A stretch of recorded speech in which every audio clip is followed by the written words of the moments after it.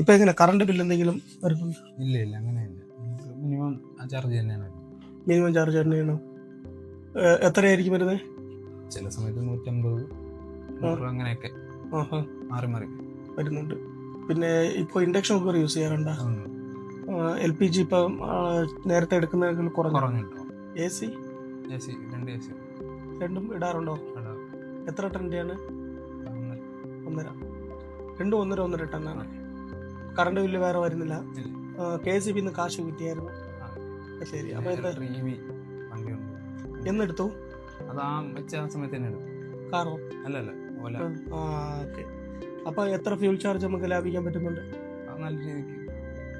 സാധാരണ എത്ര അടിക്കേണ്ടി വരും ഇപ്പൊ ഇരിക്കുന്ന ഓട്ടം കണക്കാക്കി നോക്കുമ്പോൾ? 4,000-5,000 ഒരു മാസം. അപ്പൊ 2 മാസത്തേക്ക് ഏകദേശം ഒരു 10,000 രൂപ പെട്രോൾ ലാഭിക്കാൻ പറ്റുന്നുണ്ട്, ഇലക്ട്രിസിറ്റി ലാഭിക്കാൻ പറ്റുന്നുണ്ട്.